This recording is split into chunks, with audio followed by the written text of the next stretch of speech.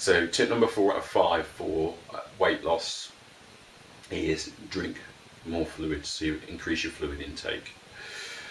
Now, when it comes to fluid intake, we are told that it was 2.2 litres. This is what you need, this is what every person needs. You've got to think how they've done this study. They've done a study with some people maybe needing 5 litres and some people maybe needing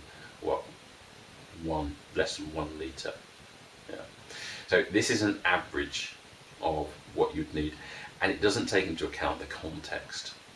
For example, if you're exercising, then you're going to need more fluids than you normally would do if you're not exercising. And you're going to need even more fluids if it's a hot day and you're exercising, or if you're in a hot environment and you're exercising. So you need to work this out for you, rather than listen to a something generic which is for everybody. You need to go and work it out for you, because the generic one isn't going to necessarily be for you, especially in different contexts. Some days you may need less than that, sometimes you may need more than that, depending on what's going on. For example, if you're ill, then you may need more fluids. Yeah. So you need to work this out for yourself, what you need.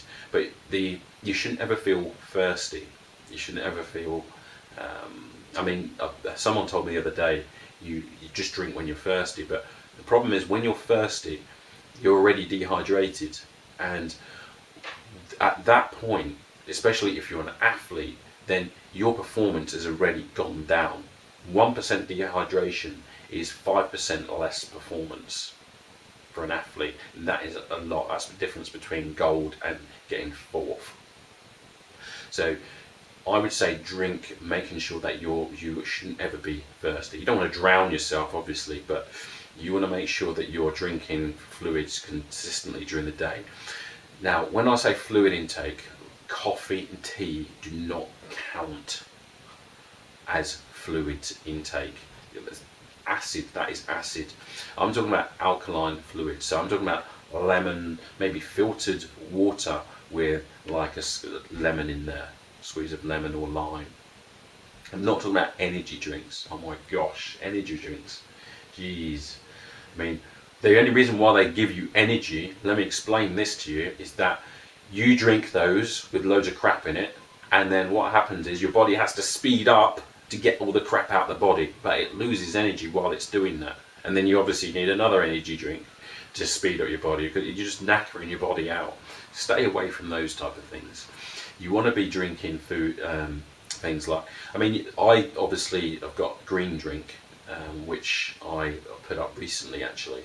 So there's a green drink which I have, which is wheatgrass, spirulina, lemon and lime, or you could just have a wheatgrass shot. Anything like that, alkalizing fluids, is going to actually help with the weight loss as well. The other thing is as well is that a lot of the times when we're thirsty, when we're hungry, it can actually be thirsty. So they've got a very similar, very similar feeling when you're hungry and thirsty. So if you're thirsty a lot of the time, you may use that as hunger a lot of the time.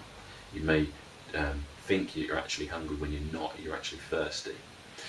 So make sure, let's take that out of the equation, and then because otherwise you're eating foods that you don't really need to be eating. You're putting on more food in your body that you don't really need to be.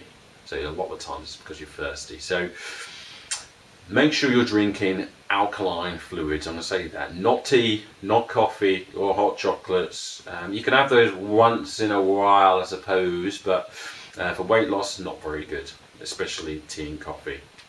Don't care what the Food Standards Agency says, that's rubbish. It's that if you have tea and coffee, then that's going to be acid. Acid equals building more fat, neutralize it. It's going to cause you issues, it's going to cause you weight gain.